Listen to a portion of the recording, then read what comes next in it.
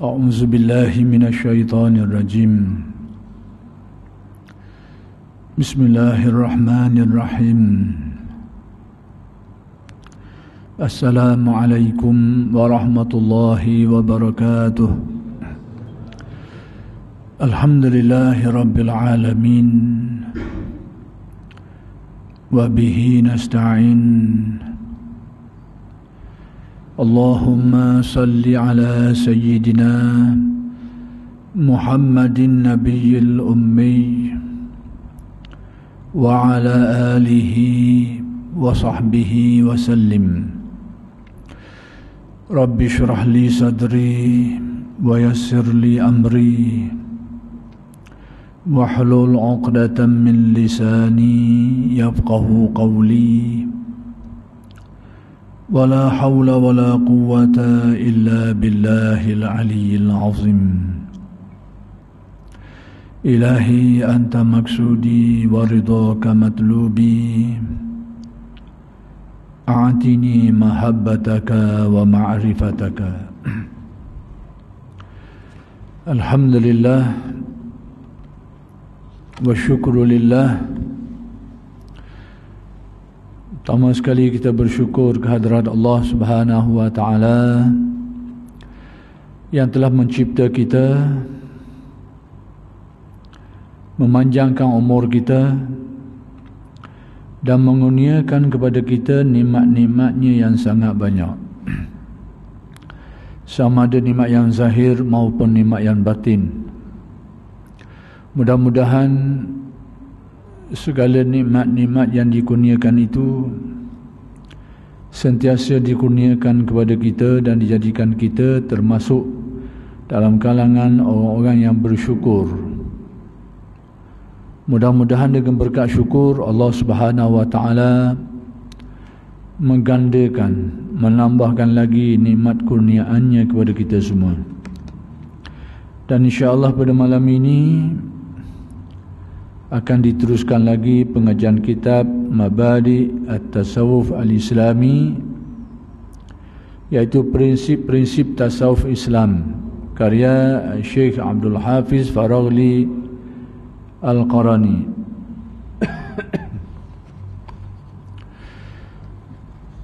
Sebelum ini telah dijelaskan bahawa tasawuf itu diasaskan berdasarkan prinsip-prinsip tertentu yang perlu dipegang oleh setiap murid. Yani setiap murid itu, perkataan murid itu maksudnya orang yang ada keinginan, orang yang ada kemahuan untuk membersihkan batin dia, nak menyucikan hati dan mendekatkan diri kepada Allah. Orang yang ada kemahuan tu orang panggil murid. Istilah bahasa. Orang yang ada hasrat. Ada hasrat, ada cita-cita, ada keinginan. Keinginan apa tu? Keinginan nak baiki diri dia. Keinginan nak membersihkan hati dia. Keinginan untuk mendekatkan dirinya kepada Allah. Jadi orang-orang yang ada keinginan tu orang panggil murid. Jadi kata Syekh ni,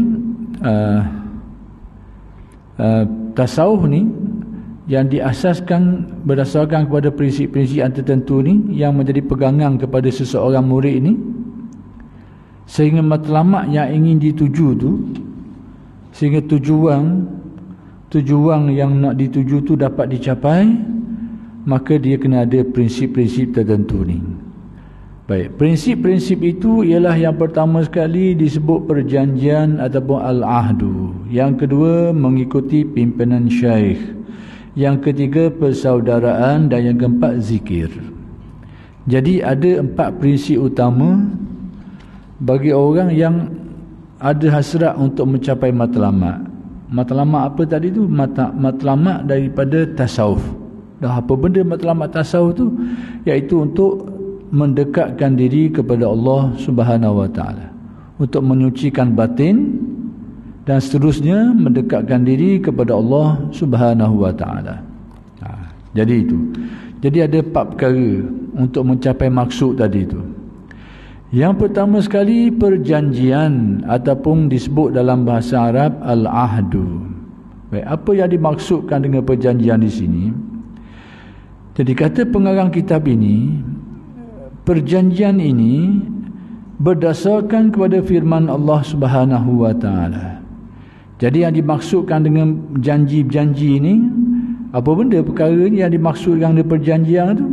Jadi kata Syekh ni, perjanjian yang dimaksudkan tu ada dalam ayat ni, iaitu firman Allah Subhanahu wa taala, wa idh akhadha rabbuka min bani adama min zuhurihim dzurriyyatahum wa ashhadahum ala anfusihim alastu bi rabbikum qalu bala shahidna an taqulu yaumal qiyamati inna kunna an hadza ghafilin. Yang bermaksud, ingatlah wahai Muhammad, ketika Tuhanmu mengeluarkan zuriat, yakni zuriat anak-anak Adam, yakni keturunan manusia lah, turun-temurun dari tulang belakang mereka ni, yakni dari tulang sulbi mereka ni, dan ia jadikan mereka saksi terhadap diri mereka sendiri. Yakni Allah Ta'ala menjadikan roh tu bersaksi ke atas diri mereka sendiri, sambil ia bertanya dengan firman-Nya, yakni Allah Ta'ala tanya kepada roh tu, apa benda pertanyaan Allah? Bukankah aku Tuhan kamu? Jadi Allah Ta'ala tanya kepada roh tu, tidakkah aku ini, kata Tuhan, kata Allah, sebagai Tuhan kamu? Baik, mereka semua menjawab. Jadi mereka ni siapa dia? Yakni roh-roh manusia sebelum jasad badan manusia ni diciptakan lagi. Jadi sebelum tubuh badan kita ni diciptakan, roh kita sudah pun diciptakan Allah. Jadi roh itulah yang Allah Ta'ala tanya di alam arwahnya, sebelum jasad, sebelum badan ni diciptakan lagi. Jadi apa pertanyaan Allah? Allah Ta'ala tanya, tidakkah aku ni Tuhan kamu? Jadi mereka ni, yakni roh-roh tu pun menjawab, benar, yakni ya, engkau Tuhan kami, kami menjadi saksi. Maksudnya roh ni memperakukan, menyaksikan ketuhanan Allah Subhanahu wa taala. Jadi roh manusia ni pada alam arwah sebelum diciptakan badan ni telah pun mengenal Tuhannya, sudah pun memperakui ketuhanan Tuhannya. Itu asal dia. Ini naluri asal manusia. Baik, yang demikian supaya kamu tidak berkata pada hari kiamat kelak. Supaya manusia ni di hari akhirat nanti dia tak kata. Dia tak kata apa? Sesungguhnya kami adalah lalai, yakni kami lalai, yakni tidak diberi peringatan tentang hakikat tauhid ini. Supaya di akhirat nanti orang tak boleh nak berdalih. Kami tak tahu benda ni. Kami tidak diberi peringatan tentang perkara ni. Itu. Jadi nak beritahunya, apa yang nak diberitahu, bahawa di sana sudah ada perjanjian, perakuan, iaitu perakuan apa? Makhluk ni, roh manusia ni telah memperakukan, ataupun dalam bahasa lain berjanjilah, berjanji atau memperakukan ketuhanan Allah Subhanahu wa taala. Jadi inilah yang dimaksudkan dengan janji tadi tu, janji asal roh tu. Apa benda janji? Memperakukan tentang ketuhanan Allah Subhanahu wa taala. Itu maksudnya. Baik, Allah Subhanahu wa taala mengibaratkan bahawa dia menuntut janji dan kesetiaan daripada manusia semenjak azali lagi. Berdasarkan kepada ayat ni, jadi Allah Ta'ala ni menuntut, menghendaki supaya manusia ni di alam arwah lah, sebelum badan diciptakan ini, iaitu apa yang dituntut oleh Allah Subhanahu Wa Ta'ala itu, iaitu yang dituntutnya adalah supaya menunaikan janji itu. Janji apa benda? Memperakukan ketuhanan Allah Subhanahu Wa Ta'ala. Jadi Allah Ta'ala menuntut janji itu, yang mana janji ini diambil oleh manusia pada awal penciptaan, iaitu pada ketika manusia masih lagi di alam arwah, sebelum jasad dan badan, tubuh badan ini diciptakan oleh Allah. Baik, dengan yang demikian, Allah telah mensyariatkan supaya berpegang kepada janji dengan istiqamah. Jadi kita ni dituntut supaya jaga perjanjian asal tadi tu. Kalau kita janji dengan Allah Ta'ala, iaitu perakuan kita tu, bahawa memperakukan ketuhanan Allah Ta'ala tu, supaya benda ni dijaga secara istiqamah. Tetapi malangnya manusia ni setelah dilahirkan, maka dia telah diganggu dan dihalang, sehingga dia lupa kepada apa yang pernah diakui satu ketika dulu. Itu masalahnya. Jadi manusia ni disebabkan kerana halangan-halangan yang bermacam-macam ni, menyebabkan dia lupa. Dia lupa kepada apa yang menjadi janji dia dulu.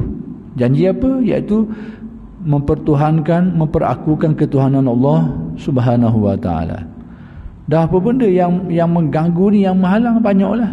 Antaranya nafsu manusia itu sendiri, yang menggoda dirinya, yang merosakkan kejernihan hati dia tu. Antaranya juga adalah setan yang diciptakan Allah memang tujuan untuk menggoda, mengganggu manusia ni.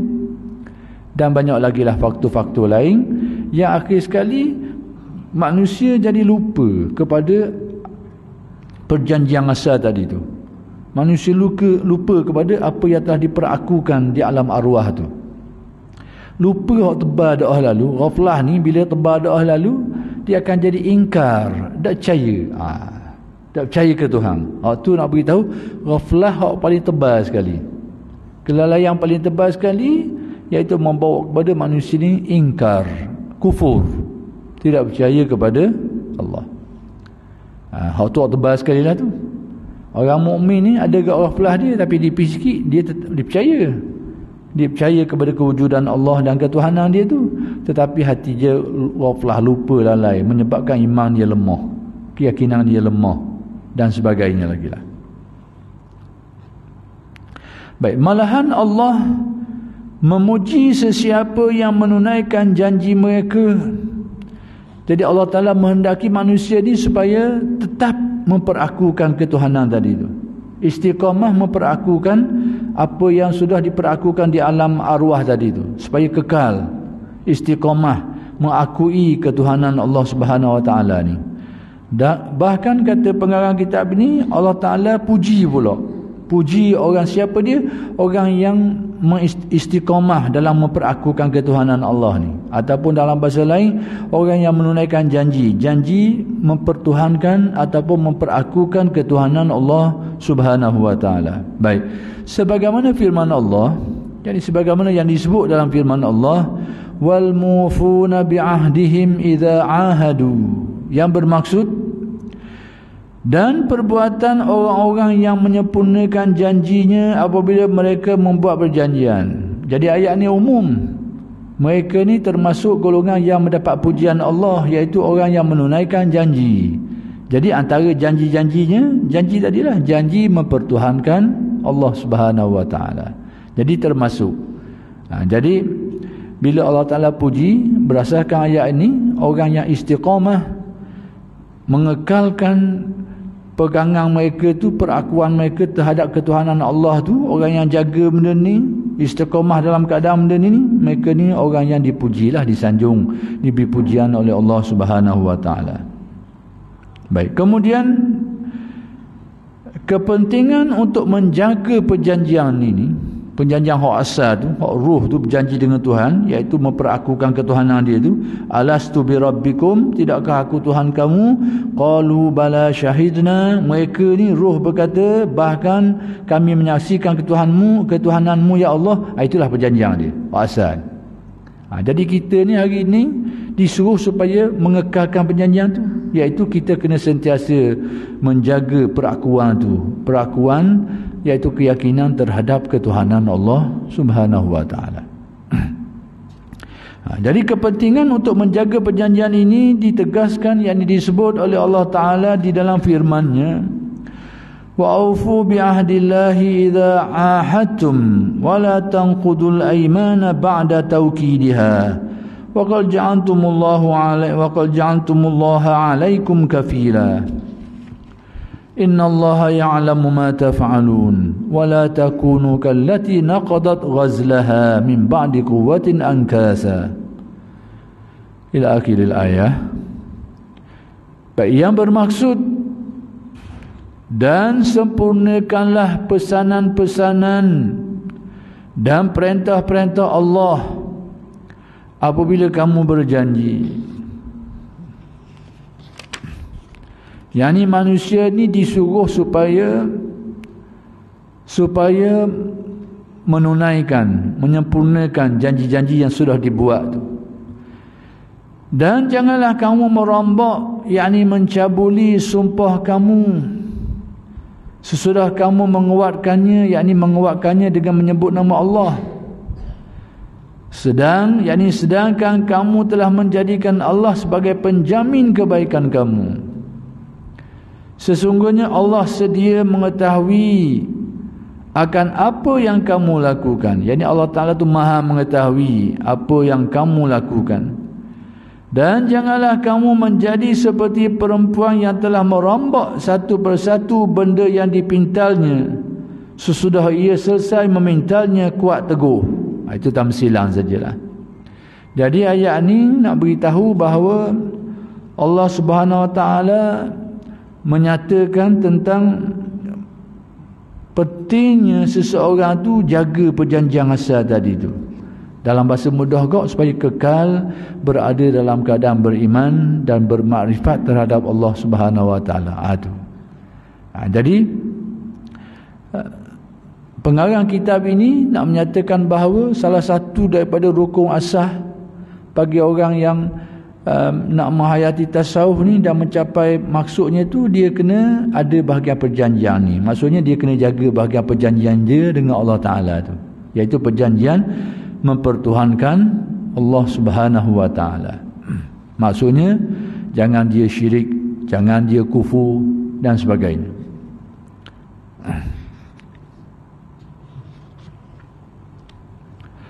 Kemudian firman Allah Ta'ala lagi, firmannya lagi, wa'aufu bil ahdi innal ahda kana mas'ula, yang bermaksud dan sempurnakanlah perjanjian. Jadi perjanjian ni luah makna. Cuma yang dimaksudkan dalam apa yang sedang dibahaskan sekarang ni, iaitu perjanjian antara manusia dengan Allah dalam memperakukan ketuhanannya. Jadi itu sebahagianlah daripada janji. Cuma ayat ni Allah Ta'ala memerintahkan manusia ni supaya menunaikan janji, termasuklah janji yang diambil ketika di alam arwah tu, iaitu janji untuk janji mempertuhankan atau meyakini tentang ketuhanan Allah Subhanahu Wa Ta'ala. Sesungguhnya perjanjian itu akan ditanya, yakni apa-apa yang janji-janji kita ni di akhirat nanti sudah tentulah akan dipertanggungjawabkanlah, akan disoal sama ada kita menunaikannya ataupun tidak. Jadi ayat ni seperti yang disebut tadi mengandungi perintah daripada Allah Subhanahu Wa Ta'ala supaya menunaikan janji. Sebab apa? Kerana janji manusia ni akan ditanya di akhirat, akan dipertanggungjawabkan sama ada kita tunaikan apa yang kita janjikan tu atau tidak. Jadi ayat ni bersifat umum lah. Maka termasuk di situ janji yang disebut janji awal tadi tu, iaitu janji manusia mempertuhankan Allah Subhanahu Wa Ta'ala.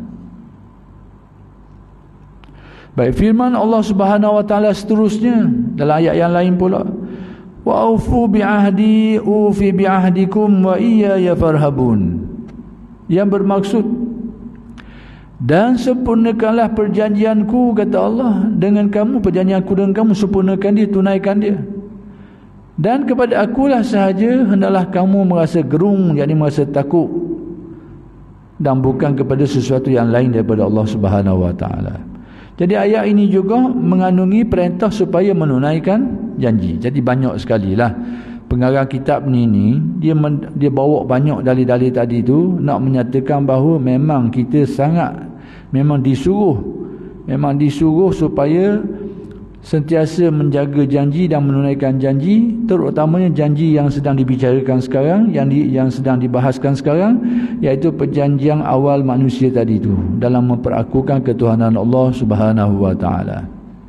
Baik, daripada ayat-ayat di atas, yakni daripada ayat-ayat yang telah disebutkan tadi dan beberapa ayat yang lain, maksudnya ada lagi ayat-ayat lain, nak kata banyak ayat yang menyentuh perkara yang samanya supaya menunaikan janji yang dibuat oleh seseorang tu. telah menjelaskan kepentingan melaksanakan perjanjian dalam perkara-perkara kebajikan dan kebaikan. Jadi ayat-ayat yang sebut tu, yang disebut sebelum ini, mengandungi perintah Allah supaya menunaikan janji-janji yang dibuat. Jadi tak kira lah apa saja yang kita janji, maka perintah Allah supaya tunaikan. Cuma pengarang kitab ini mengambil makna umum daripada ayat-ayat tadi tu yang menyuruh supaya menunaikan janji. Maka janji di sini termasuklah janji yang sedang dibahaskan sekarang, iaitu janji manusia dalam memperaku, meyakini ketuhanan Allah Subhanahu wa taala. Jadi melaksanakan perjanjian dalam perkara-perkara kebajikan dan kebaikan serta kewajipan orang-orang mukmin menunaikannya sebagaimana ketaatan kepada Allah, yakni kepada Allah Subhanahu wa taala. Jadi kesimpulan mudahnya, ayat-ayat yang sudah disebutkan tadi itu mengandungi perintah daripada Allah supaya menunaikan janji. Itu dia. Dan yang kedua, ayat ini dari segi umumnya tu termasuk semua jenis janji-janji. Kalau kita janji, mana-mana janji-janji kebaikan, mana-mana janji-janji yang baik, semuanya diperintahkan supaya ditunaikan. Menjadi kewajipan kita menunaikan. Termasuklah janji mempertuhankan Allah Subhanahu wa taala. Baik, itu tentang perjanjian. Baik, sekarang Syekh ni nak beritahu kepada kita tentang ganjaran. Tentang ganjaran orang yang tunaikan janji itu. Apa yang dia janji dia tunaikan. Apa ganjaran dia? Baik, berkenaan ganjaran yang bakal diperolehi oleh seseorang yang menunaikan janjinya itu. Apa benda awak boleh ni? Kalau kita menjanjikan sesuatu kepada orang, maka kita diperintahkan, yang ni diwajibkan tunaikan dia. Sekiranya janji kita tu janji yang baik lah, melibatkan apa-apa kebaikan, apa-apa saja janji kebaikan, maka ayat-ayat tadi menyuruh kita supaya menunaikannya. Sekarang apa faedah dia?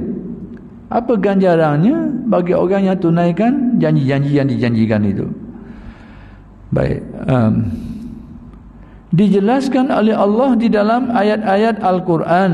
Maksudnya disebut dalam ayat-ayat Al-Quran berkenaan dengan kelebihan orang yang menunaikan janji-janjinya itu.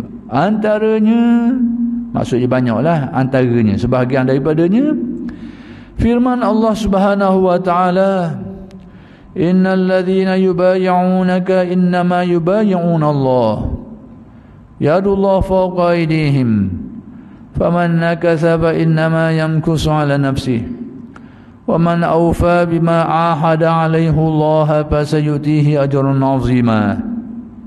Suratul Fatih ayat 10. Yang bermaksud, sesungguhnya orang-orang yang memberikan pengakuan tak setia kepadamu wahai Muhammad, yakni untuk berjuang menentang musuh, mereka hanya saja memberikan pengakuan tak setia itu untuk dibalasnya. Maka oleh itu, sesiapa yang tidak menyempurnakan janji setianya, maka bahaya tidak menyempurnakan janji itu hanya menipu dirinya sendiri. Dan sesiapa yang menyempurnakan apa yang telah dijanjikan kepada Allah, maka Allah akan memberi kepadanya pahala yang besar. Baik, ayat ni dia berkait dengan baiat yang telah dilakukan oleh para sahabat dengan Nabi SAW ketika terjadi di sekitar terjadinya peristiwa perdamaian Hudaibiyah. Jadi kisah sejarahnya panjang. Pada tahun tu Nabi bermimpi, dan disebut dalam Al-Quran, la tadkhulunnal masjidal harama insyaallahu aminin. Kamu pasti akan dapat masuk Masjidil Haram dalam keadaan aman. Allah Ta'ala menyatakan bahawa Allah Ta'ala membenarkan mimpi yang dialami oleh Rasulnya itu, iaitu masuk Mekah dalam keadaan aman. Jadi Nabi dan juga bersama dengan orang Islam ni nak pergilah ke Mekah pada tahun tu. Jadi mereka ni bawa senjata dalam sarung. Ini menjadi suatu budaya orang Arab. Orang Arab ni kalau nak pergi perang dia tak buat gitu. Tapi kalau dia nak pergi bukan tujuan perang, senjata yang dia bawa tu dia duduk dalam sarung. Jadi ini budaya orang Arab. Orang Arab faham lah.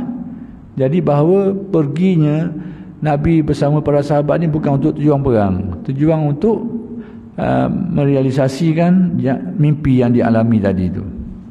Tapi malangnya sekerak jalan kena halang, kena tahan. Jadi Nabi pun menghantarlah utusan untuk buat perundingan ni. Maka yang pergi tu antaranya Sayyidina Osman. Kemudian Sayyidina Osman ni ditangkap, ditahan. Tidak dibunuh, ditahan. Tapi tersebar berita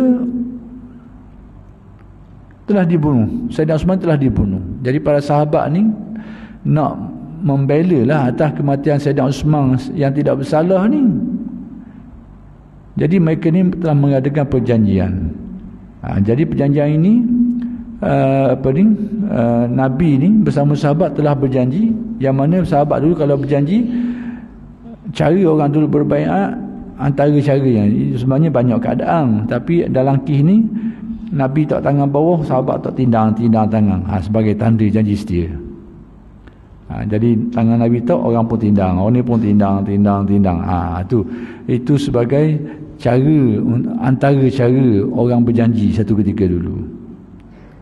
Jadi ayat ni beritahu bahawa sesiapa yang berjanji tadi tu, perjanjian untuk membela tadi tu, untuk untuk membela apa yang berkaitan dengan peristiwa tadi tu, orang yang menunaikan janjinya itu, orang yang membatalkan perjanjian, maksudnya berjanji tapi dia tidak penuhi janjinya itu, maka tanggungannya dia akan menanggung beban dia. Itu maksudnya.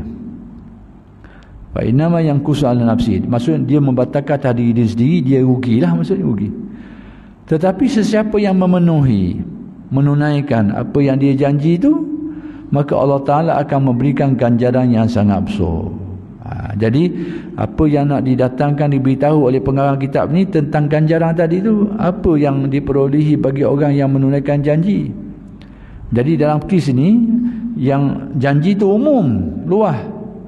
Tapi apa yang nak dibahaskan oleh pengarang kitab ni adalah sebahagian dari janji itu, iaitu janji awal manusia tadi tu, iaitu memperakukan ketuhanan Allah Subhanahu Wa Taala di dalam Al-Quran. Alastu birabbikum, tidakkah aku Tuhan kamu?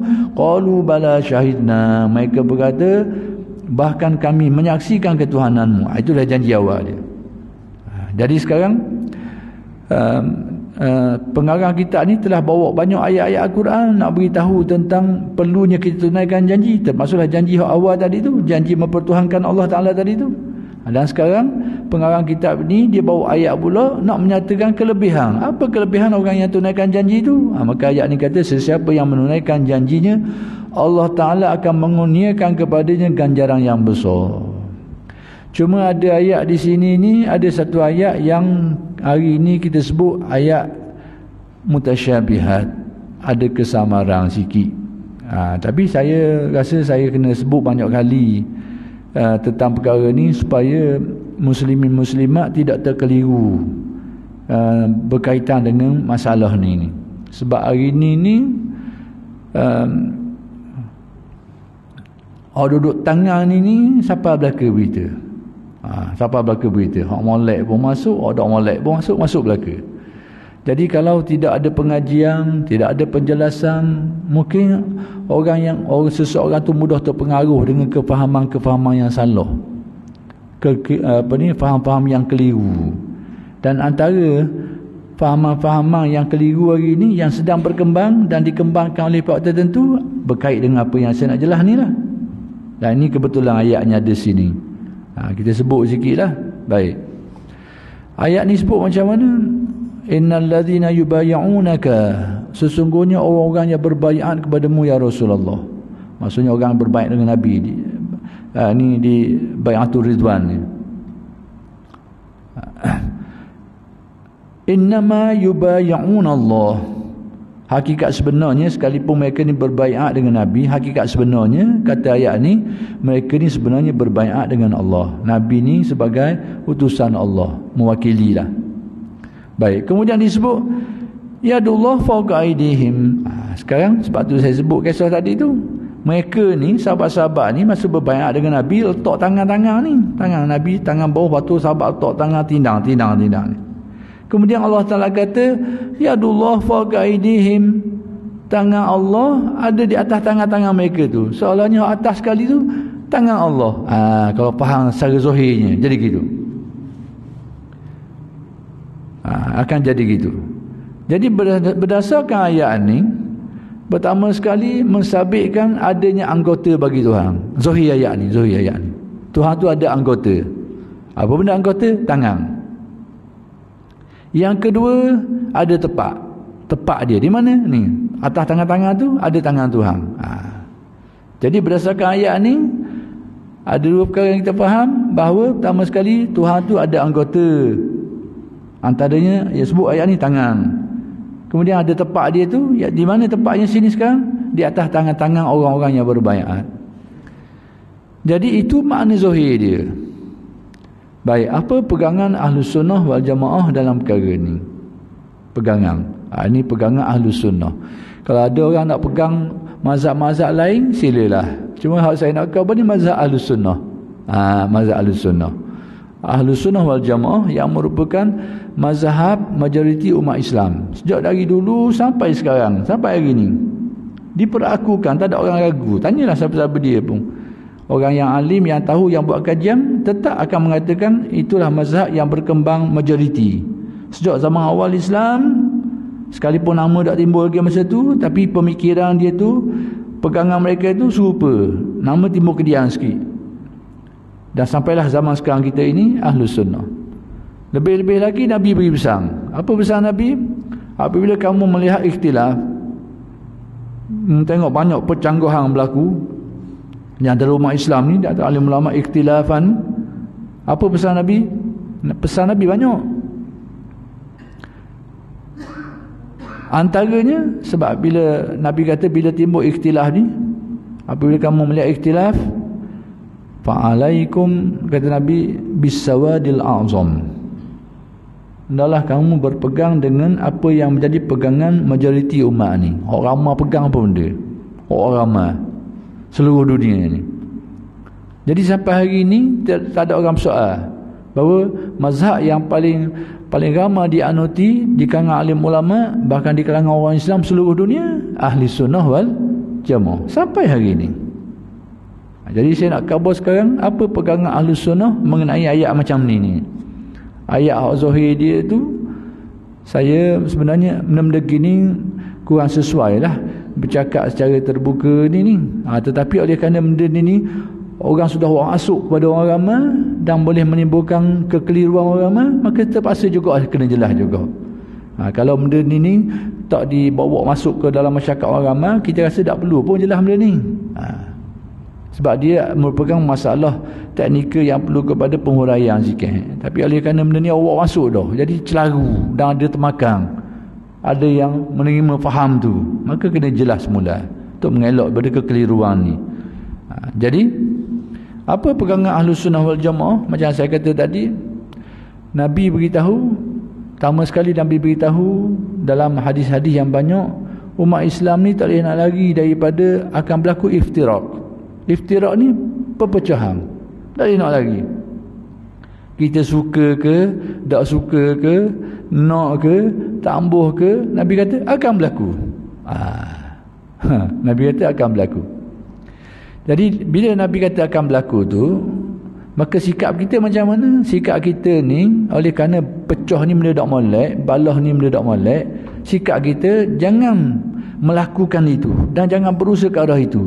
Tapi sekiranya berlaku, terpaksa terima, itu takdir Allah. Itu sikap kita. Menjadi sebab atau menjadi punca kepada pecah balah orang, jangan buat. Itu larangan syarak. Jangan usahakan itu. Tapi bila berlaku, tak nak kata apa, akan berlaku. Sebab Nabi khabar akan berlaku. Itu sikap kita. Jadi jangan keliru tentang masalah sikap ni.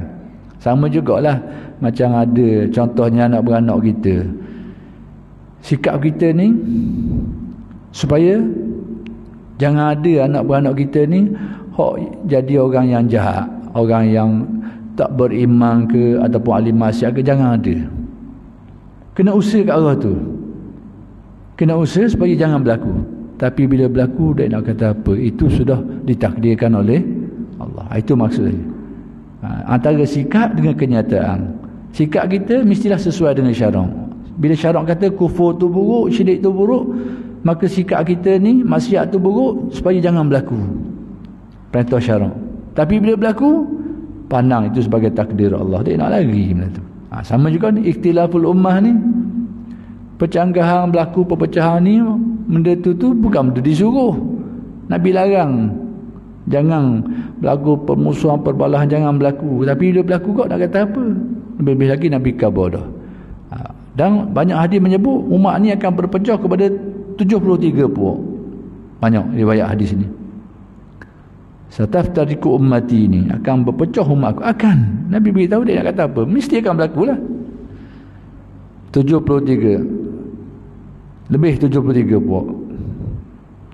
Dan benda ni bukan berlaku pada kalangan umat Nabi Muhammad saja, juga berlaku pada kalangan umat-umat yang terdahulu. Orang Yahudi, orang Nasrani, mereka juga berpecah. Berlaku, ini sudah diberitahu. Cuma Nabi beritahu pedoman. Saya nak kait sini ni, Nabi beritahu kepada kita ni pedoman. Kalau berlaku ni nak buat guana. Itu apa penting. Berlaku tak boleh nak elok. Sebab Nabi khabar. Apa yang perlu kita tahu, kalau berlaku kita ni nak buat guana. Itu apa penting. Jadi sekarang antara pedoman, Nabi banyak beri pedoman. Antaranya Nabi biasa kita dengar orang sebut semua, waktu biasa dah. Yang biasa disebut, Nabi kata apa benda? Taraktu fikum amrain. Aku tinggalkan pada kamu ni dua perkara. Dua perkara. Ma in tamassaktum bihima lan tadillu abada. Selama mana kamu berpegang kepada dua-dua ni, kamu tak akan sesat sampai bila-bila. Nabi sebut kitab Allah wa sunnati. Al-Quran dan sunnah Nabi. Ada riwayat lain kitab Allah wa itrati. Al-Quran dan zuriat keturunan aku, kata Nabi. Ada riwayat sebut macam tu. Jadi dua perkara disebut. Tapi jangan ingat hadis ni saja. Hadis ni banyak. Tengok hadis lain lagi. Dalam hadis lain Nabi ada beritahu macam mana pula? Innahu man ya'ish minkum fasayara ikhtilafan katsira. Sesungguhnya orang yang hidup di antara kamu ni, yang dipanjangkan umurnya, dia akan tengok banyak sekali percangguhan, perlawanan, pertemuan, perbalahan, permusuhan. Dia akan tengok fasayara ikhtilafan katsira. Dia akan tengok, dia akan jumpa kat mana. Kalau dipanjangkan umur, dia akan tengok banyak sekali ikhtilaf ni. Nabi beritahu dah, dia nak lagi. Cuma Nabi beri pedoman. Lalu dalam hadis ni apa pedomannya? Alaikum bisunnati wa sunnatil khulafa ar-rasyidin al-mahdiyyin min ba'di. Hendaklah kamu berpegang kepada sunnah aku dan sunnah para khulafa ar-rasyidin, pengganti-pengganti aku yang disifatkan ar-rasyidin ni, min ba'di. Addu 'alaiha bin nawajiz. Nabi kata, mu gigitlah kuat-kuat dengan gigi geraham ni. Pegang sungguh-sungguh, gigit kuat-kuat. Jadi hadis ni khabar, tadi Nabi khabar Quran dan hadis. Sekarang riwayat ni pula Nabi pesan supaya pegang kepada sunnah aku dan sunnah al-khulafa ar-rasyidin. Ada ni khulafa ar-rasyidin. Ada riwayat lain pula, khabar guana pula. Nabi beritahu dalam hadis yang saya sebut maknanya tadi tu, umatku ini akan berpecah kepada 73. Ni mafhum hadis lah, saya dah sebut matan dia. Sebagaimana umat hak dulu pecah juga. Yahudi 72, Nasrani 72, Yahudi 71. Pecah dia tu. Umat Nabi Muhammad banyak lagi, 73. Nabi kata kulluhum finnar. Semua mereka ni dalam neraka belaka. Dalam neraka ni banyak makna, sama ada neraka kekal dalam neraka itu yang kufur, ataupun masuk neraka dulu kerana ahli maksiat tapi dia masuk syurga juga. Boleh jadi belaka. kulluhum finnar, semua mereka ni dalam neraka illa wahidah, saja ada. Jadi apa yang disebut, yang diberitahu oleh Nabi ni, ma ana alaihi wa ashabi, yakni sunnah aku, perjalananku dan perjalanan sahabat-sahabat aku. Maksudnya Nabi kata bukan perjalanan aku saja, perjalanan yang juga dituruti oleh para sahabat-sahabat aku. Hak hadis sebelumnya Nabi kata peganglah kepada sunnah aku dan sunnah khulafa ar-rasyidin, khalifah rasyidin. Khalifah rasyidin ni 4 orang je, 4 orang sahabat. Tapi hak riwayat ni pula Nabi kata luas lagi, perjalanan aku, kata Nabi, dan perjalanan sahabat-sahabat aku. Luas lagi. Kemudian kalau kita tengok pedoman-pedoman lain pula, Nabi kata apa? Nabi kata al-ulama warasatul anbiya, para ulama ni pewaris para Nabi. Bila sebut pewaris pada Nabi ni, itulah menjadi tempat pedoman kita. Kemudian akhir sekali saya nak kata, bila Nabi riwayat lain Nabi kata idza ra'aitum ikhtilafan bila mu tengok berlakunya percanggahan ni, perbalahan, percanggahan, perbezaan ni, pandangan dan semacam-macam lagi ni, fa'alaikum bisawadil a'zam, hendaklah kamu berpegang dengan yang menjadi pegangan majoriti alim ulama dan juga umat Islam ni. Jadi kalau kita capur-capur belakang tu, capur semua ni, pertama sekali pedoman yang Nabi khabar kita, kalau kita tengok ikhtilaf banyak percanggahan ini, pedoman untuk jadi pegangan kita apa benda? Pertama sekali Al-Quran. Yang kedua sunnah Nabi. Yang ketiga sunnah khulafa ar-rasyidin, Abu Bakar, Umar, Uthman dan Ali. Kemudian sahabat-sahabat Nabi yang lain. Kemudian selain sahabat-sahabat Nabi ni, iaitu alim ulama. Kemudian akhir sekali menjadi pegangan majoriti umat ini. Itu pedoman-pedoman yang Nabi beri. Baik, kait dengan ayat panjang, saya lekok jauh sikit nak kabur masalah ni. Jadi dalam masalah ni ayat-ayat gini ni, sebenarnya ayat gini ni bukan seni dalam Al-Quran, banyak lagi. Termasuklah ayat yang biasa banyak kali disebut oleh orang berkaitan dengan arash tu, berkaitan dengan firman Allah, iaitu summastawa 'alal 'arsy. Kemudian Tuhan itu duduk di arash. Perkataan tu secara zahirnya nak khabar ayat yang pergi ke ayat ni, tapi nak khabar model yang serupa. Ayat yang summastawa 'alal 'arsy tu yang banyak disebut dalam beberapa ayat Al-Quran, bukan satu ayat, beberapa ayat Al-Quran sebut summastawa 'alal 'arsy ni. Apa yang kita faham? Kemudian Tuhan tu duduk di arash, makna zahir dia. Secara zahirnya kita faham apa benda? Pertama sekali Tuhan tu duduk, berkeadaan duduk. Maksudnya bila sebut duduk tu ada keadaan-keadaan lain lagi lah. Kita fahamlah orang duduk ke mana. Maksudnya lain duduk tu boleh jadi bangun, boleh jadi duduk jengkeng, boleh jadi duduk cangkung, duduk cakung. Baik, pertama sekali ayat ni secara zahirnya Tuhan tu duduk. Kemudian yang kedua tepat, di mana? Di arash. Sama modelnya. Jadi kalau ayat-ayat gini nak buat ke mana? Sebab tu saya ayat ni tak perlu bincang cara terbuka, tapi oleh kerana dah jadi masalah, kita kena kabarlah. Mudah-mudahan kita dijaga daripada terpesong daripada pegangan majoriti umat ini Ahlus Sunnah wal Jamaah. Jadi bila kita temu dengan ayat-ayat gini ni, dia ada dua je pegangan dalam mazhab Ahlus Sunnah. Ada dua pendapat je. Tidak ada tiga. Pertama sekali mereka kata makna hak kita faham secara zahir tu, hak tu bukan hak tu, tidak dikenaki, bukan makna tu. Makna tadi kalau tangan Allah di atas tangan-tangan mereka, makna yang kita faham secara zahir tu apa benda? Tuhan tu ada tangan. Kemudian di mana? Duduk di atas tangan-tangan orang yang berbaiat tu, tepat dia tu.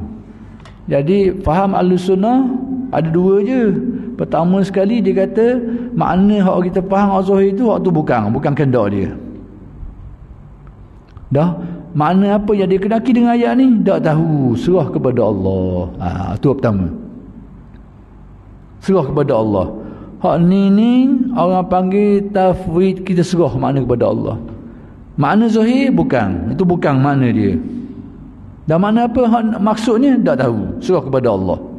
Hak ni orang panggil pegangan majoriti ulama-ulama salah dulu kali. Majoriti, bukan semua, majoriti. Pertama, sikap pertama, boleh nak pakai tu pun boleh, lebih selamat. Ataupun nak pakai sikap yang kedua. Sikap yang kedua ke mana?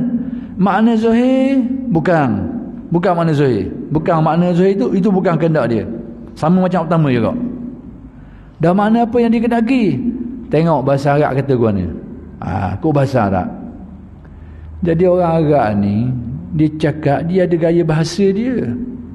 Orang Arab tahulah, ataupun alim ulama yang pakar bidang dia tu. Orang Arab menggunakan perkataan tangan ni banyak makna.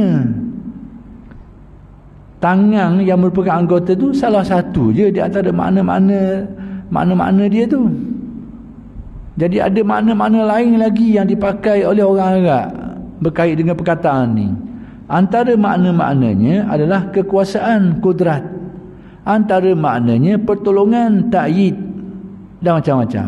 Jadi ulama-ulama Ahlussunnah kata ni makna ni lah yang boleh kita pakai dalam hubungan dengan Allah. Jadi mereka kata makna zahir tangan Allah di atas tangan mereka itu bukan makna itu, bukan. Dan makna apa? Mereka menjelaskan hakikat sebenarnya serah kepada Allah, tapi sesuai dengan bahasa Arab. Maknanya makna kudrah, kekuasaan Allah ataupun pertolongan Allah, nusrah ke, ta'yid ke, apa saja makna yang dilihat benda itu tidak bercanggah dengan akidah. Jadi ada dua je. Ada pun makna selagi tu. Makna selagi ke mana? Faham secara zahir. Ayat tu kata gitu, gitulah. Itu bukan pegangan Ahlussunnah wal Jamaah. Ingat tu. Hak pegang secara zahir atas kaedah Tuhan kata gitu, gitulah kena pakai. Itu bukan faham Ahlussunnah wal Jamaah. Dua-dua ni sama ada salaf ke ataupun khalaf, sama ada cara tafwid ataupun ta'wil, makna zahir itu mereka tolak belaka, tak pakai belaka. Cuma pertama tu mereka tak tahu, serah, tak dapat nak menjelaskan serah makna itu kepada Allah. Tu salaf orang panggil, tafwid orang panggil, istilah-istilah, tak apalah, dengar dulu. Hak kedua ni makna zahir sama macam pertama juga, itu bukan kehendak dia, bukan makna tu. Dan makna apa? Bahasa mengatakan tangan tu juga dengan makna pertolongan. Tu boleh kita pakai sesuai. Dipanggil takwil, menjelaskan. Jadi pakailah salah satu di antara dua tu. Cuma nak khabarnya dua-dua ni tidak menterjemah memakai ayat ni dengan makna zahir dia tu. Tak pakai belaka. Salah pun tak pakai, khalaf pun tak pakai. Makna zahir tu. Kena ingat gitu. Jadi kalau ada orang bincang tentang ayat-ayat gini, lalu pegang kepada kaedah Tuhan kata gitu, gitulah. Maksudnya kalau Tuhan tu ada tangan, tanganlah. Cuma tangan tak tahu guna je. Tangan tu tak tangan lah, anggota lah, tapi tak tahu pasal guna anggota. Tu lebih kurang lah tu, lebih kurang. Lebih kurang. Cuma dia cari sikit je. Kalau itai kau, itai tak buka, itai cari sikit. Tangan-tangan lah, tangan lah, tapi tangan guna tak tahu. Tu ibarat kau itai cerah. Kalau tangan anggota macam kita ni, tu tap kat. Tak ada orang kata gitu. Cuma ada orang kata tangan-tangan lah, tapi orang tak tahu.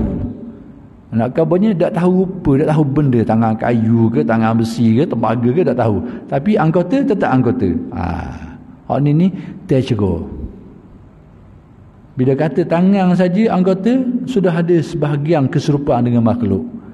Sudah berlawan menurut faham Ahlussunnah. Ini menurut faham Ahlussunnah sudah berlawan dengan ayat laisa kamitslihi syai'. Sudah berlawan dengan ayat tu.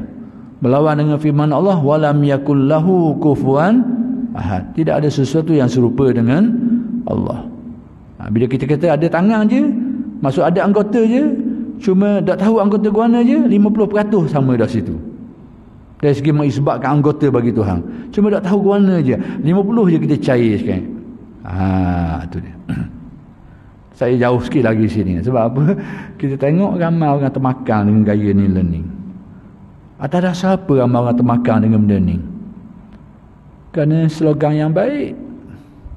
Slogan kan, dah Tuhan kata gitu kan? Dah kata Tuhan lagi, Tuhan kata gitu. Takkan Tuhan nak tipu kita? Ya tu. Kenalah tu. Takkan Tuhan nak tipu kita pula? Ika buat gitu-gitu lah. Jangan orang dah pandai. Kena lalu tu. Kenalah tu. Itu bukan faham Ahlus Sunnah wal Jamaah.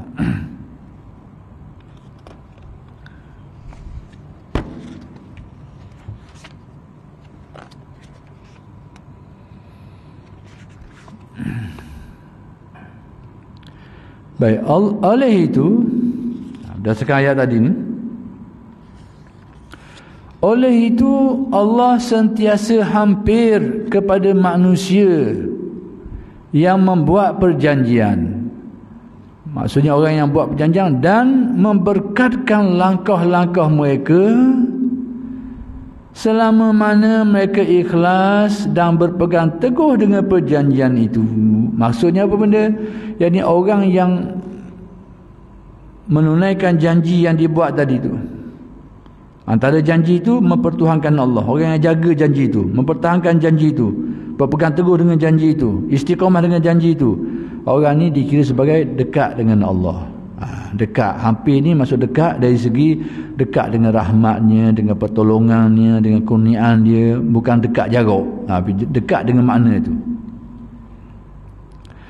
Baik, ganjaran yang dia berikan adalah berdasarkan kepada kebenaran niat mereka dan keikhlasannya. Sudah tentulah apa-apa saja amalan pun dia tetap akan berpaksi, akan balik kepada niat. Innamal a'malu binniyat. Sesungguhnya segala amalan manusia ni bergantung kepada niat. Nak kabarnya niat ni besar peranan dia, sehingga alim ulama mengatakan 1/3 agama dia itu adalah berkait dengan hadis tu. Hadis membicarakan tentang niat tu. Nak khabar banyak perkara berkait dengan niat. Alah, ada benda-benda yang tidak perlukan niat, tapi banyak amal-amal, ibadah-ibadah memang perlu kepada niat. Jadi demikian juga berkaitan dengan janji ni dan menunaikan kehendak dan tuntutan dia tu, dia juga berkait dengan niat. Maksudnya kalau orang tu ikhlas menunaikan janji tadi tu, terutama janji untuk mempertuhankan Allah Ta'ala ni, meyakini ketuhanan Allah Ta'ala ni, maka janji itu juga orang yang orang yang melaksanakan tuntutan tu sekiranya dia ikhlas, maka dapatlah ganjaran dia. Tapi kalau sekiranya tidak ikhlas dalam mempertahankan janji dia tadi tu, maka samalah dengan macam amalan-amalan lain jugalah. Maksud kalau tidak ikhlas, maka tertolaklah, tidak diterimalah. Baik, firman Allah Subhanahu wa taala, "Wa man awfa bi ahdihi min Allah." Yang bermaksud siapakah yang lebih menyempurnakan janjinya daripada Allah? Yang nak beritahu bahawa tidak ada yang lain lagi yang menyempurnakan janjinya itu selain daripada Allah. Nak beritahunya Allah lah yang paling sempurna dalam menunaikan ataupun memberi ganjaran terhadap janji ini. Yang paling sempurna sekali ialah Allah Subhanahu wa taala. Baik, itu disebut di dalam ayat Al-Quran yang berkait dengan janji ini. Jadi setiap orang ni sebenarnya nak tak nak dia kena sedar bahawa pada dalam alam arwah lagi dia sudah ada janji itu, setiap orang, iaitu janji mempertuhankan Allah Subhanahu wa taala. Baik. Kemudian dalil daripada sunnah. Tadi dalil daripada ayat Al-Quran. Sekarang kita nak tengok dalil di dalam hadis, di dalam sunnah.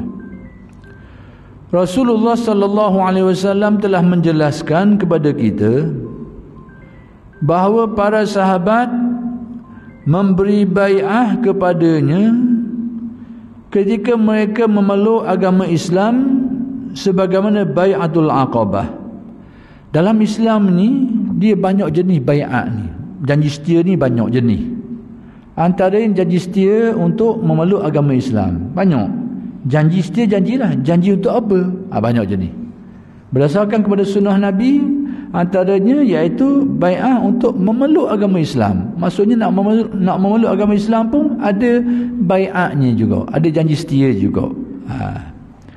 Sekalipun dia bukan merupakan syarat, bukan merupakan kewajipan bagi orang yang nak masuk Islam, tetapi dalam sejarah umat Islam ni dia ada bai'ah dia juga. Macam kita lah nak masuk Islam, tidak perlulah baiat ini, bukan menjadi kewajipan, cukup syahadah sudahlah, bersyahadah. Nak masuk Islam bersyahadah. Itu hak asal, bukan menjadi syarat kita berbaiat. Cuma nak khabarnya, dalam sejarah Islam ada juga orang yang berbaiat tentang perkara itu. Nak masuk Islam ni bukan saja dia bersyahadah, tapi dia berbaiat untuk masuk pada Islam tu. Nak khabarnya dia adalah penguat, bukan syarat tapi penguat, pengukuh. Seperti mana baiatul aqabah yang diketahui umum, yang merupakan satu janji antara sahabat dan Rasulullah sallallahu alaihi wasallam. Jadi antara baiat yang berlaku ni orang panggil baiatul aqabah. Ni dalam sejarah lah baiat aqabah ni. Jadi baiat ini berlaku di antara sahabat dan juga Rasulullah sallallahu alaihi wasallam untuk beriman kepada Allah dan Rasulnya. Padahal untuk menjadi seorang mukmin, untuk beriman kepada Allah dan Rasul, tidak perlu pun pada baiat. Cukup dengan syahadah saja sebagai mukadimah dia tu. Tapi kenapa pula perlu berbaiat ini? Ini tujuan untuk mengukuhkan lagi, memperkuatkan lagi. Baik, serta berakhlak dan bersifat mulia. Jadi antara janji-janji yang telah diambil oleh sahabat daripada Nabi sallallahu alaihi wasallam, antaranya hak ni, iaitu janji untuk beriman kepada Allah dan Rasulnya, kemudian berakhlak dan juga bersifat mulia. Padahal berakhlak, bersifat mulia itu memang itu menjadi kewajipan asal dah. Tak perlu pada baiat pun benda tu. Tapi kenapa baiat juga? Nak beritahu ada pengukuhan. Pengukuhan. Baik, Ibnu Hisham menyebutkan di dalam buku sirahnya yang menceritakan kisah Ubadah bin Samit telah berkata, aku adalah salah seorang yang menyertai bai'ah Aqabah al-Ula. Jadi kata Ubadah bin Samit ni, aku ni salah seorang daripada orang yang pernah berbai'ah dengan bai'ah pertama tu, bai'atul Aqabah al-Ula, orang panggil bai'ah pertama dengan Nabi. Jadi kata Ubadah bin Samit, aku salah seorang hak terlibat dengan bai'ah tu. Baik, kami terdiri daripada 12 orang. Kata Ubadah bin Samit, kami masa tu ada 12 orang. Ada 12 orang dan bersama-sama menyerahkan baiat kepada Rasulullah sallallahu alaihi wasallam. Yakni kami 12 orang ni bersama-sama memberi baiat kepada Nabi sallallahu alaihi wasallam, menyatakan janji setia. Baik. Kemudian kami berbaiat pula di dalam baiatun nisa.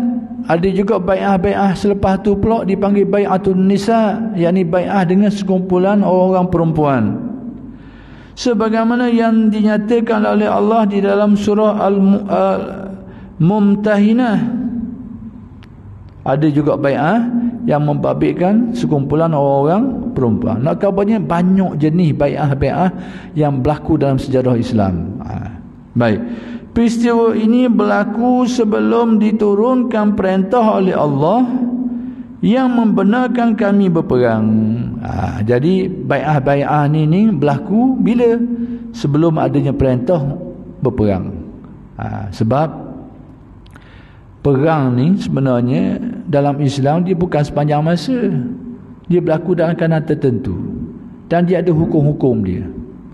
Apa-apa yang ada hukum-hukumnya yang hanya benda tu boleh masa perang aja. Masa di luar perang maka hukum tu tak ada dah.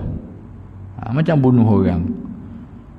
Bila dalam perang, dia kata apalah kalau kita tak bunuh musuh, musuh bunuh kita. Memang undang-undang perang gitu dah. Tapi jangan pakailah undang-undang ni di luar.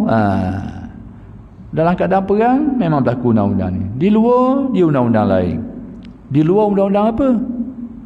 Undang-undang di luar tu, Allah Ta'ala berfirman dalam Al-Quran, siapa yang membunuh seorang manusia itu faka'annama qatalan nasa jami'a.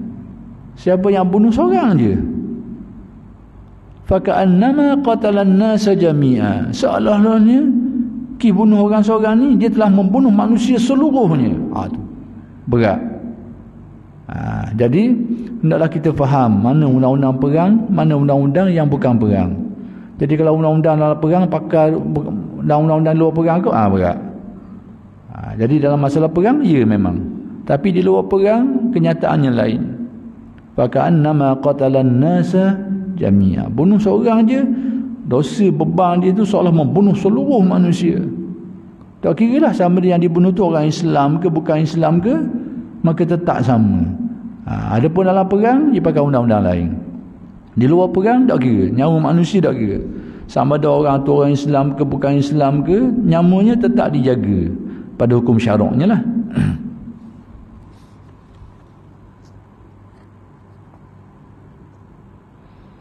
Baik, antara kandungan bai'ah itu, kandungan sahabat Nabi ni berbai'ah dengan Nabi ni, apa isi kandungan bai'ah dia tu? Baik, antara kandungan bai'ah itu ialah pertama sekali tidak mensyirikkan Allah. Padahal tidak mensyirikkan Allah ni tak payah bai'ah pun, setiap orang Muslim memang tak boleh mensyirikkan Allah. Tapi kenapa perlu bai'ah lagi? Ini dia pengukuhan. Mengukuhkan lagi. Baik, selain daripada mengukuhkan lagi, apa mana? Dia ada mana berkat. Mana berkat. Jadi bila sahabat ni berbaiat dengan Nabi, padahal benda-benda macam ni tak perlu pun berbaiat. Baiat untuk tidak mensyirikkan Allah. Setiap orang mukmin, setiap Muslim memang dia tidak boleh mensyirikkan Allah. Dan ini tidak perlu pun berbaiat. Tapi bila baiat tu berlaku, nak beritahu ada makna lain, makna mengukuhkan lagi benda tu. Yang kedua, tidak mencuri. Bai'ah untuk tidak mencuri. Padahal larangan mencuri ini adalah untuk semua orang. Sama ada dia berbai'ah ke tak bai'ah ke, tetap dilarang mencuri. Tapi dah sebab apa bai'ah tu? Berjanji untuk tidak mencuri ni, itu pengukuhan. Nak mengukuhkan lagi. Yang ketiga, tidak berzina. Larangan berzina ni sama ada dia bai'at ke tak bai'at ke, memang dilarang dah. Tapi kenapa perlu dibai'at lagi? Bai'at ni aku berjanji untuk tidak berzina ni, apa tujuan? Padahal memang syarak kita memang tak boleh. Perlu apa bai'at? Kerana nak mengukuhkan lagi. Itu dia. Yang keempat, tidak membunuh anak. Yang kelima, tidak bercakap bohong. Dan yang keenam, tidak melanggar arahan Rasulullah dalam perkara-perkara yang baik. Ini ada 6 perkara sahabat berbaiat dengan Nabi. Tidak mensyirikkan Allah, tidak berzina, tidak mencuri, tidak bunuh anak, tidak cakap bohong, dan tidak melanggar perintah Rasulullah sallallahu alaihi wasallam dalam perkara-perkara yang baik. Inilah 6 perkara yang sekumpulan sahabat tadi itu berbaiat dengan Nabi. Mengambil janji setia, berjanji aku tak mau buat ni, aku tak mau mensyirikkan Allah, aku tak mau mencuri, aku tak mau berzina, tak mau bunuh aurat, tak mau cakap bohong, kemudian tak mau melanggar perintah Allah Subhanahu wa taala. Baik. Kemudian Rasulullah sallallahu alaihi wasallam bersabda, sekiranya kamu menunaikan janji, bagi kamu balasan syurga. Maka sesiapa yang menunaikan janji dia tadi itu, dia akan mendapat ganjaran syurga lah. Tetapi jika kamu ingkar, melanggar janji setia itu, maka terserahlah kepada Allah sama ada memberi keampunan atau azab. Jadi orang yang melanggar janji setia ni, maka serah kepada Allah Ta'ala lah. Sama ada Allah Ta'ala nak beri keampunan ke dia ataupun nak azab. Artinya apa? Orang yang buat salah ni, kesalahan ni, ada 2 kemungkinan. Hak waliknya dia diazab lah, kecuali dia mendapat keampunan Allah. Jadi orang yang buat salah ni ada kemungkinan dia dapat keampunan Allah, maka terlepaslah dia azab. Kalau tidak, dia akan diazab lah atas kesalahan-kesalahan yang dia buat tu. Sikit lagi. Oleh sebab itu, golongan tasawuf mengambil berat persoalan bai'ah ini. Jadi di kalangan ahli-ahli tasawuf, mereka ni ambil hal dalam perkara ni, dalam masalah bai'ah ni. Sebab tu seseorang tu kadang-kadang dia ambil bai'at dengan guru dia tu. Padahal benda tu dari segi kewajipan bukanlah kewajipan, tapi dia ambil juga sebab apa? Kerana tadilah untuk menguatkan sesuatu perkara tu, dan juga untuk tujuan berkat, kita panggil tabarruk, mengambil berkat dengan silsilah guru-guru dia tu. Jadi pelaksanaan baiat ini dalam ilmu tasawuf ini memang sedia maklumlah, berlaku, diamalkan. Seseorang murid itu mengambil baiat dengan gurunya untuk mengamalkan kebaikan-kebaikan benda ni. Padahal untuk mengamalkan kebaikan tu tak perlu pun kepada baiat ni, tapi kenapa dijalankan juga? Kerana tadi untuk mengukuhkan lagi, menguatkan lagi, dan juga untuk mengambil tabaruk, mengambil berkat dengan silsilah orang-orang soleh, para ulama dan sebagainya. Baik, mereka berbaiat dengan penuh iltizam dan benar-benar memelihara perjanjian sehingga serta menjaga kepentingannya. Jadi dalam pengamalan tasawuf ni memang dipraktiskan, memang dilaksanakan baiat, talqin dan baiat. Jadi kadang-kadang ada orang soal, jadi dia kata amalan-amalan yang diamalkan oleh ulama-ulama tasawuf ni, iaitu antaranya baiat, talqin, dia kata ni keang belaka. Jadi Syekh ni nak beritahu ke bawah lagi bahawa baiat ni memang ada dalam Al-Quran pun ada, dalam hadis pun ada. Sebab tujuan kenapa Syekh ni beritahu adanya baiat ni dalam tasawuf ni, pertama sekali nak menyatakan itu salah satu daripada dasar prinsip asas kepada penghayatan dan pengamalan tasawuf ni. Yang kedua, nak menolak tanggapan setengah orang. Dia kata apa yang dibuat oleh ulama-ulama tasawuf ni, talqin, baiat ni merupakan satu perkara rekaan. Ada orang faham macam tu, dia kata rekaan belaka ni, tak ada dalam sunnah belaka ni. Jadi disebut benda ni untuk menolak tanggapan tu, salah faham orang yang berfahaman mengatakan bahawa apa yang dipraktiskan, apa yang dilaksanakan dalam tasawuf yang berupa baiat ni, talqin dan baiat ni sebagai satu bentuk amalan yang bid'ah dan sebagainya. Jadi demikianlah yang disebut oleh pengarang kitab ini. Jadi saya rasa setakat itu dulu kuliah untuk malam ini. Mudah-mudahan insya-Allah akan bersambung pada kali-kali yang akan datang. Aqulu qawli hadza wa astaghfirullahal azim li wa lakum. Assalamualaikum warahmatullahi wabarakatuh.